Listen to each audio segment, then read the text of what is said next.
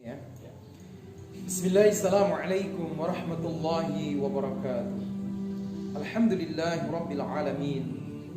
Wassalatu wassalamu ala asyrafil anbiya'i wal mursalin sayyidina maulana Muhammadin wa ala alihi wa ashabihi wa man tabi'ahu bi ihsanin ila yaumiddin. Amma ba'd. Qala Allah Ta'ala fil Qur'anil Karim, a'udzu billahi minasy syaithanir rajim. Inna akramakum indallahi atqakum. Orang yang paling mulia di antara kita bukan yang paling banyak hartanya, bukan yang paling tinggi jabatannya, bukan yang paling luas pengaruhnya, tetapi yang paling takwa. Yang paling takwa kepada Allah, dialah yang paling mulia. Nah, sekarang apa definisi takwa? Imam Ali karamahullah wajha memberikan definisi takwa. Yang pertama adalah al-khauf minal jalil, memiliki rasa takut kepada yang maha tinggi, maha agung, yaitu Allah subhanahu wa ta'ala. Takut untuk menyelisihi perintahnya, takut untuk melanggar larangannya, sehingga dia selalu taat mengabdi kepada Allah saja. Ciri yang pertama, al-khauf minal jalil. Yang kedua, orang yang al-amal bitanzil, dalam beramal sesuai dengan Al-Quran As-Sunnah. Tidak mungkin seseorang bisa mengamalkan sesuai dengan Quran dan Sunnah kalau dia tidak thalabul ilmi. Maka untuk bisa mencapai derajat ciri-ciri takwa yang nomor 2, seseorang harus thalabul ilmi, agar tahu mana yang tanzil, mana yang sesuai Al-Quran dan As-Sunnah. Kemudian yang ketiga, seseorang merupakan insan yang bertakwa ketika dia ar-ridha bil qalil, ridha terhadap pemberian Allah walaupun sedikit.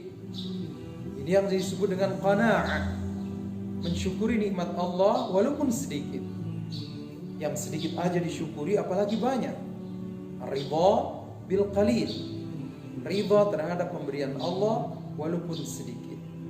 Dan yang keempat, al-isti'dad liyaumir rahil, al-isti'dad liyaumir rahil, melakukan persiapan diri untuk perjalanan panjangnya, perjalanan menuju akhiratnya.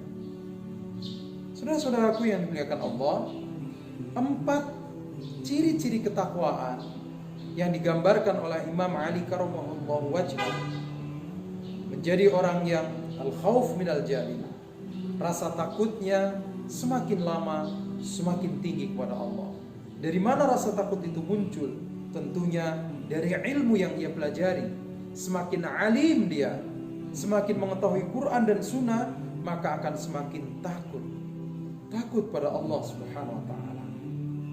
Orang-orang yang bodoh, kenapa dia tidak takut kepada Allah? Karena gak ngerti ancaman, tidak tahu betapa dahsyatnya hukuman Allah, iqab Allah, tidak tahu bahwa amalan yang dia lakukan dosanya begitu besar.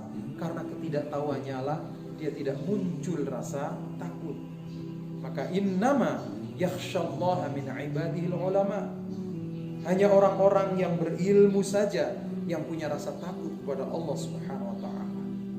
Rasa takut harus dipupuk terus, takutnya kepada Allah, bukan rasa takut terhadap dunia, takut miskin, takut kehilangan jabatan, takut kehilangan pengaruh sehingga melakukan kemaksiatan. Tidak. Orang yang bertakwa kepada Allah subhanahu wa ta'ala dijanjikan surga. Surga uiddat lil muttaqin, surga itu dijanjikan untuk orang-orang yang bertakwa. Al-Quran juga hudan lil muttaqin, Al-Quran juga menjadi petunjuk orang-orang yang bertakwa. Takwa dari kata wiqayah, yang artinya menjaga diri. Orang yang menjaga diri dari segala macam yang menyebabkan kemurkaan Allah, itulah orang yang bertakwa. Wa taqwa hahuna, takwa itu ada di sini, di dalam hatinya. Orang yang bertakwa hatinya bersih dari riya, dari pamer, dari ingin dilihat, ingin didengar. nabtaghi mardatillah. Ketika memberikan sesuatu pun, innama nut'imukum liwajhillah la nuridu minkum jazaa'a wala syukura. Aku memberikan sesuatu ini hanya mengharapkan ridha Allah. Aku tidak mengharapkan apapun darimu, jangankan balasan. Ucapan terima kasih pun tidak aku harapkan.